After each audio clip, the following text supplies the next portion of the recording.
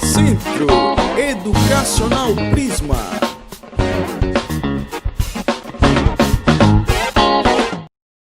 Olá, meus amores, estou aqui para mais uma aula de ciências, tá? Então peguem o livro de vocês, abram na página 204 e hoje a gente vai estar falando sobre o sistema locomotor. Então a gente iniciou falando sobre o corpo humano, a gente falou já bastante acerca dos ossos, tá? Do nosso esqueleto. Então esse sistema locomotor é como se fosse meio que uma revisãozinha, tá? Então olha só, nós temos aqui a célula muscular. Então, se vocês observarem no livro de vocês, vocês vão ver algumas dessas imagens aí. Eu trouxe aqui umas diferenciadas, tá? Para que fique uma aula mais completa para vocês. Então, aqui nós temos, ó, célula muscular, nós temos o tecido muscular, o músculo, tá?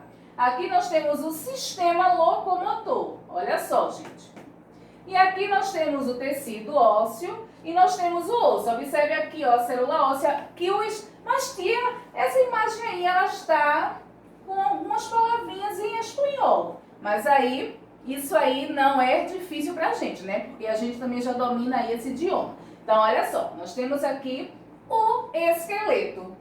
E o sistema locomotor, gente, é justamente uma interação entre o sistema esquelético, tá? E o sistema muscular. Então, é uma interação desses dois sistemas, tá? Os dois juntos formam um sistema locomotor. E aí, olha só. No sistema esquelético, tá? Nós temos a função que é proteção, sustentação, produção de células sanguíneas e o armazenamento de sais minerais, tá? Lembra que a gente falou sobre isso? Então, essa aqui é a função do sistema esquelético, tá? E aqui nós temos o esqueleto axial, tá? Que é o crânio, coluna vertebral, as costelas e o externo. O esqueleto apendicular, nós temos os membros superiores e os membros inferiores. Já no esqueleto zonal, cintura escapular e cintura pélvica. E aí tá dando pra gente recordar algumas coisas que a gente acabou já vendo na aula anterior, né? E aqui, ó, nós temos a classificação dos ossos. Lembra aí que a gente falou dos ossos longos, curtos e chatos e quais são eles? Então vamos rever. Olha só. Os ossos longos são aqueles que possuem um comprimento maior que a largura e a espessura. Por exemplo, fêmur, húmero e as falanges dos dedos, tá? Os curtos possuem todas as dimensões com aproximadamente o mesmo tamanho. Exemplo, os ossos do corpo e os ossos do tarso. E os chatos, que são os finos e achatados, tá? Nós temos como exemplo os ossos do crânio, costelas, escápula, ossos das costas, tá? Irregulares, possuem formato irregulares, tá? Que não se enquadram nas outras. Por exemplo, as vértebras, tá? Então, olha só, gente. O esqueleto de um humano adulto apresenta 206 ossos, constituídos de um tecido formado basicamente de uma matriz de fibras e proteínas. Olha só. Os 12 pares de costelas são um grupo especial no batalhão dos ossos. Elas protegem o coração e os pulmões. Para proteger esses órgãos, elas formam a caixa torácica, tá? Com a ajuda do externo, o osso do peito. As costelas, elas são elásticas e movimentam-se quando enchemos os pulmões de ar, tá? Que é o osso longo. Olha só, gente. Uma criança nasce com 350 ossos. Olha só, gente. Mas quando ela fica adulta, vai contar com apenas 206. É o que os ossos dos membros de um recém-nascido não são inteiros. As extremidades de diversos ossos ainda mantêm regiões cartilaginosas, tá? que permitem o crescimento. Entre os 18 e 20 anos, essas regiões cartilaginosas, elas se ossificam e o crescimento, ele cessa. Então, olha só, a criança, ela com 350 ossos, à medida que ela vai crescendo, essa quantidade de ossos ela vai diminuindo para 206, tá? Então, olha só. Articulações. O que seriam as articulações? As articulações, elas são estruturas cartilaginosas, tá? Que dão mobilidade aos ossos e ficam em suas extremidades. Depois a gente vai ver alguns exemplos de articulações, tá? Então, olha aí.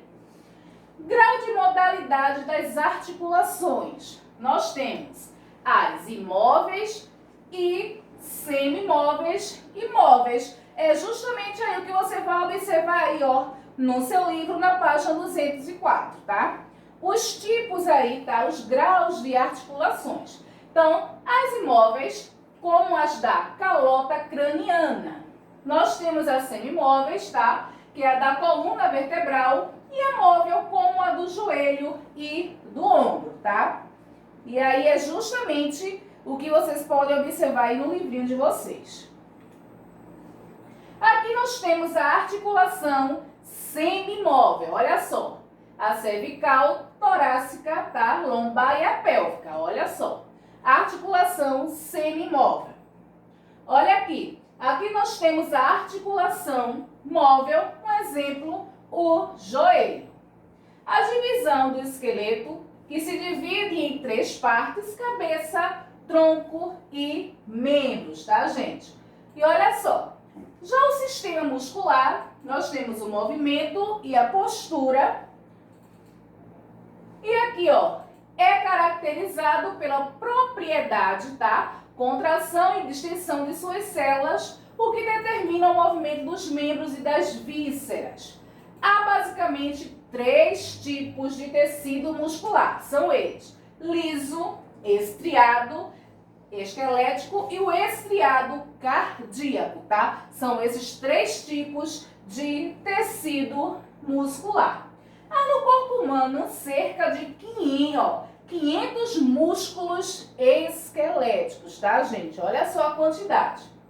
Conforme o movimento que produzem nas articulações, esses músculos, eles classificam-se em reflexores, tá? E executam reflexões.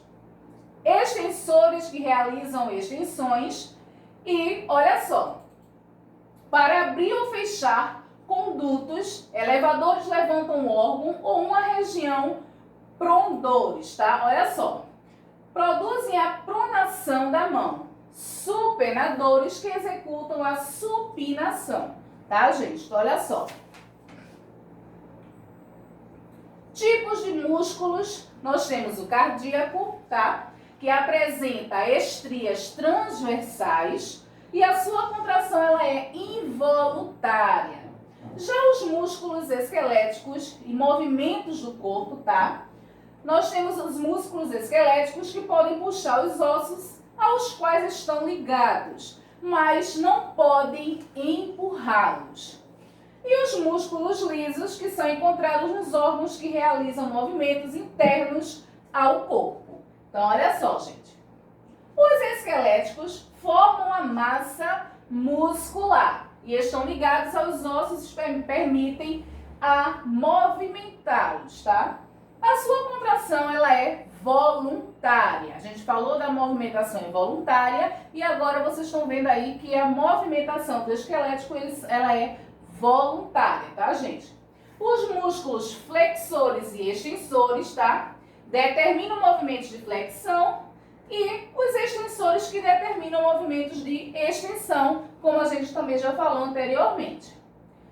Já a contração muscular, ela é o deslizamento das moléculas de actina sobre as de miosina e leva à contração e ao relaxamento muscular.